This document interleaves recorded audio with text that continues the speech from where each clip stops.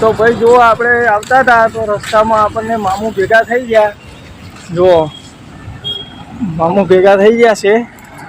અત્યારમાં ચા પાણી કર્યા છે પણ ભૂખ લાગી ગઈ છે તો જમવાનું તો વિરમગામ જઈને કરશે હવે. અને આ રે મામુની ગાડી જોઈ શકો છો, સોનગઢથી ચાવલ ભરીને આવી છે. જશે હવે સીધી કચ્છ. શું કહો મામુ? પાંજો કચ્છ. भाई लाइक एक लाइक दे दो, सब्सक्राइब कर दो, कमेंट कर दो भाई. તો મામુ નીકળે છે હવે, તો આપણે પણ હવે વધ્યા આગળ. ભાઈ આપણે આવી ગયા હોટલમાં જમવા માટે અને મેં મંગાવ્યું છે પનીર બટર મસાલા, રોટલી, ડુંગળી, છાશ અને અમે છે લાલ ચટણીનું અથાણું ખાટું. તો જે કોઈને જમવું હોય આવી જાવ જમવા માટે. જમીને પછી વધે આગળ. તો ભાઈ જુઓ અહીંયા આપણું આઈસર ખાલી થઈ ગયું. હું અહીંયાથી નીકળીએ. મિત્રો ગુડ મોર્નિંગ, જય મેરડીમાં. મારા એક નવા બ્લોગમાં તમારા બધાનું સ્વાગત છે. અત્યારે વાગ્યા છે સવારના 10:30 અને આપણે ગાડી લઈને નીકળી ગયા છીએ, જોઈ શકો છો. અને મિત્રો આપણે આઈસર ભરવા જવાનું છે નારોલ, અમદાવાદ. મિત્રો જોડાઈ જતો. આપણે જવાનું છે નારોલ અને નારોલથી માલ ભરી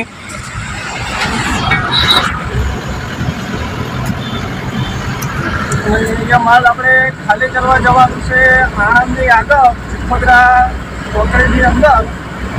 તો આપણે આજે અમદાવાદથી નારોલની જર્ની રહેવાની છે. તો જો અત્યારમાં આપણે આઈસર કન્ટિન્યુ કરી દીધું છે. તો આપણે અહીંયાથી 8 થી 11 કિલોમીટર જેવું છે જ્યાં ભરવા જવાનું છે. તો અત્યારે આપણે ચાલ્યા જઈએ પહેલાં ગાડી ભરવા. જોઈએ ત્યાં જઈને કેટલા ટાઈમમાં આપણું આઈસર ભરે છે. પછી આપણું આઈસર ભરાઈ જાય એટલે આપણે નીકળીએ. તો બધા વિડીયોમાં કન્ટિન્યુ છેલ્લે સુધી જોડાયેલા રહેજો. મિત્રો જેને ના ખબર હોય એને કહી દઉં, આ છે લાંભા અને અહીંયાથી અમદાવાદ અંદર જવામાં નો એન્ટ્રી લાગે છે. તો મિત્રો આપણે લાંભાથી અમદાવાદ સિટી બાજુ એન્ટર કરવી હોય તો નો એન્ટ્રી લાગે મોટી ગાડીની. મતલબ 6 વ્હીલથી ઉપરની કોઈ ગાડી અંદર નથી જતી, 4 ચક્કા ચાલે. તો ત્યાં આગળ તમારે થોડી ઘણી દાન દક્ષિણા આપવી પડે તો ગાડી અંદર ઘૂસવા દે. તો આપણે ત્યાં દાન દક્ષિણા આપી નીકળી ગયા. અને મિત્રો અત્યારે દરેક જગ્યાએ એવું થઈ ગયું કે કોઈ લાઇસન્સની વેલ્યુ જ નથી. કોઈ તમારું લાઇસન્સ માંગતું નથી. તમે ગાડીમાં શું માલ ભરે એ કોઈ ચેક નથી કરતું. તમારે જે બિલ છે નથી એવું નથી જોતું. બસ ગમે ત્યાં ગાડી ઊભી રહી, લાવો પૈસા, જવા દો ગાડી. આવી સિસ્ટમ છે અત્યારે. હા, લાઇસન્સની જરૂર તમારે કોઈ મોટી કંપનીમાં ભરવા જાઓ ત્યાં પડે, અથવા તો કોઈ મોટું એક્સિડન્ટ થઈ ગયો, આજે કોઈ કેસ બન્યું કે કોઈ મેમો બનાવવાનો હોય તો જરૂર પડે. બાકી હેવી લાઇસન્સની કોઈ જરૂર એટલી બધી ગાડીમાં મને લાગતી નથી મારા અનુભવ પ્રમાણે. તો ત્યાંથી જ આપણે દાન દક્ષિણા આપી નીકળી ગયા. અને અત્યારે જો આવી ગયા આવા રસ્તા ઉપર. અને આપણે જ્યાં ભરવા જવાનું છે એ આવા જ રસ્તામાં હજુ 7 કિલોમીટર જવાનું છે. એટલે ત્યાં આગળ આપણું લોકેશન છે ભરવાનું, ગોડાઉન કારખાના જેવું છે. મતલબ ત્યાંથી માલ ભરવાનો છે, પેગો છે એવું કીધું એને. 10 ટન માલ ભરવાનો છે ચિખોદરાનો. તો વરસાદના હિસાબે રસ્તા પણ ખરાબ થઈ ગયા છે. અને આપણે અત્યારે ચાલ્યા જઈએ એ મિત્રો શાહવાડીનો એરિયા ગણાય આ બધો. નારોલની પાછળ મટન ગલી જે કહીએ એ મટન ગલી એરિયા ગણાય આ બધો. તો આપણે ચાલ્યા જઈએ છીએ. જઈએ હવે સીધા લોકેશન ઉપર, જોઈએ કેટલા ટાઈમમાં આપણું આઈસર ભરી આપે છે. તો જુઓ મિત્રો આપણે જ્યાં આઈસર ભરવાનું હતું ત્યાં આવી ગયા ગાડી લઈને ભરવા માટે. અને જોઈ શકો છો અહીંયા સામે આપણું આઈસર લગાવી દીધું ભરવા માટે અને માલ ભરવાનો ચાલુ કરી દીધો. ને આ રીતનું છે લોકેશન. આ સામે દેખાય એ છે હાઈવે, એ સીધો વિશાલા જતો રહે. અને સામે તમને ઊંચો ઢગલો દેખાય એ છે કચરાપેટીનો ઢગલો. મતલબ અહીંયા આખા અમદાવાદનો કચરો અહીંયા જમા થાય છે. આ રીતનું છે કચરાપેટીનો ઢગલો. તો જોઈએ હવે આપણું આઈસર કેટલા ટાઈમમાં ભરે છે. પછી અહીંયાથી આપણું આઈસર ભરાય એટલે બિલ લઈને નીકળીએ. ખાલી કરવા જવાનું છે આપણે આણંદ ચિખોદરા. તો બધા વિડીયોમાં જોડાયેલા રહેજો. જોઈએ કેટલો ટાઈમ લાગે છે હવે. તો ભાઈ જો આઈસર ભરાઈ ગયું આપણું અને આ રીતે પેક કરી દીધું. તો હવે અહીંયાથી નીકળીએ આપણે અને આપણા બિલ પણ આવી ગયા છે. તો ભાઈ જુઓ આપણે આવતા હતા તો રસ્તામાં આપણને મામું ભેગા થઈ ગયા. જુઓ મામું ભેગા થઈ ગયા છે. અત્યારમાં ચા પાણી કર્યા છે પણ ભૂખ લાગી ગઈ છે લાગે તો જમવાનું તો વિરમગામ જઈને કરશે હવે. અને આ રહી મામુની ગાડી જોઈ શકો છો. સોનગઢથી ચાવલ ભરીને આવી છે. જશે હવે સીધી કચ્છ. શું કામ મામુ પાંજો કચ્છ? ભાઈ લાઈક એક લાઈક દેજો, સબસ્ક્રાઈબ કરજો, કોમેન્ટ કરજો ભાઈ. તો મામુ નીકળે છે હવે. તો આપણે પણ હવે વધીએ આગળ. તો ભાઈ જો આપણને મામુ ભેગા થઈ ગયા હતા તો મામુ જોડે મુલાકાત કરી અને ત્યાંથી ગાડી આપણે રનિંગ કરી દીધી. જો અને આ છે આપણો નેશનલ હાઈવે નંબર 8. આપણે નેશનલ હાઈવે 8 નંબર ઉપર કન્ટિન્યુ ચાલે જઈએ છીએ કેમ કે હજી આપણે ખાલી કરવા જવાનું છે ચિખોદરા.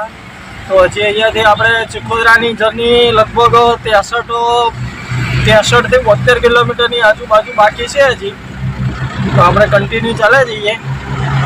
તો ભાઈ જુઓ અત્યારે આપણે પહોંચી ગયા છીએ ખેડા બાયપાસ ઉપર અને ખેડા બાયપાસ ઉપર કન્ટિન્યુ ચાલે જઈએ છીએ. મિત્રો આપણે ચા પીવાની ગણતરી છે તો પાછળ ક્યાંક ગાડી રાખીશું ચા પાણી કરવા માટે. આગળ ક્યાંક વ્યવસ્થિત હોટલ આવે ત્યાં રાખીએ પછી ત્યાંથી ચા પાણી કરી અને આગળ વધીશું. તો મિત્રો જુઓ અત્યારે કન્ટિન્યુ ડ્રાઈવ કર્યા પછી અત્યારે જસ્ટ આપણે પહોંચવા આવ્યા છીએ સંધાણા ટોલ ઉપર. તો ભાઈ જુઓ અત્યારે આપણે પહોંચી ગયા સંધાણા ટોલ ઉપર. તો હવે ટોલ ક્રોસ કરીને વધે આગળ ને આગળ રાખીએ ક્યાંક ચા પાણી પીવા માટે.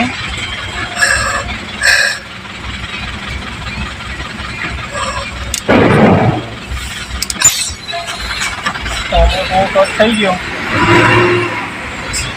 તો હવે નીકળીએ આગળ. ગાડીઓ પડી ત્યાં ચાની કેટલી છે ત્યાં ચા પીએ ત્યાંથી ચા પાણી કરીએ અને વધીએ આગળ.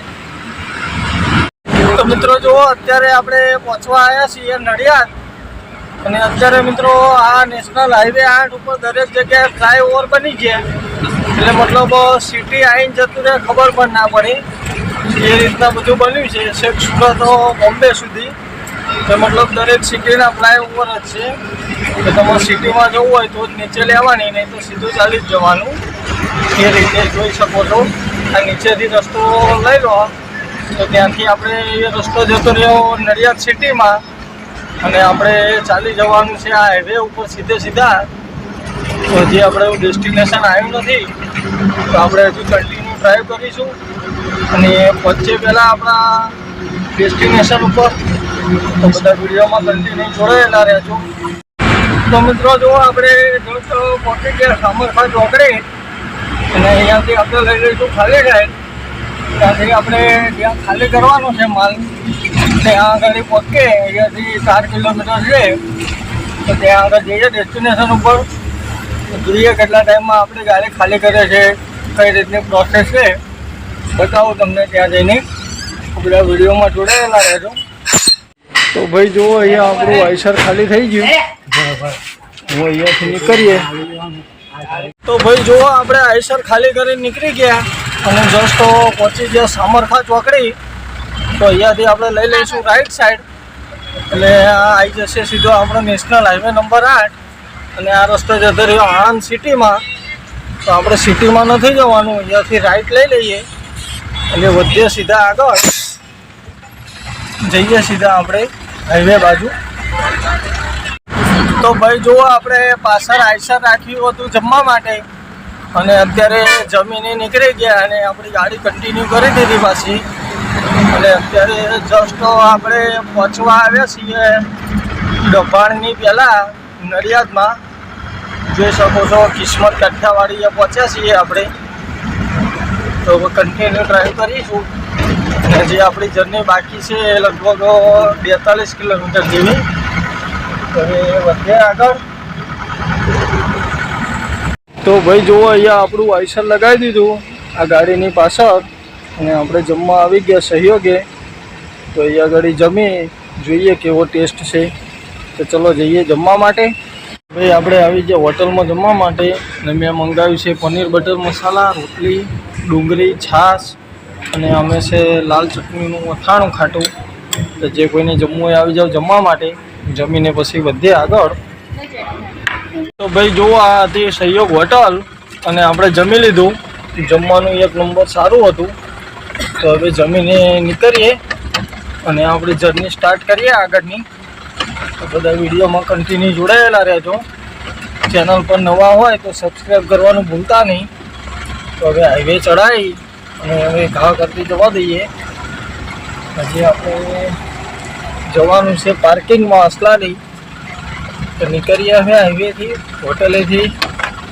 તો ભાઈ જો અત્યારે આપણે પહોંચી ગયા સંધાણા ટોલ ઉપર અને ટોલનો રાતનો નજારો કંઈક આ રીતનો આવે છે, જોઈ શકો છો તમે.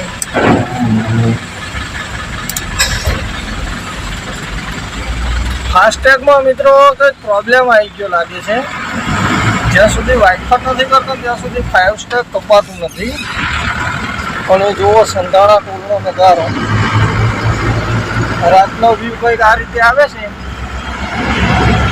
તો હવે આપણે નીકળીએ આગળ.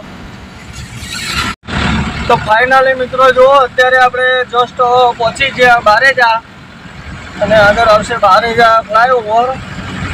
તો મિત્રો એ સાથે જ આપણે આ વિડીયોને કરીએ અહીંયા પૂરો. મળશું કાલે બીજા એક નવા વિડીયોમાં. ત્યાં સુધી બધાને ગુડ નાઇટ, જય માતાજી, જય મેલડી.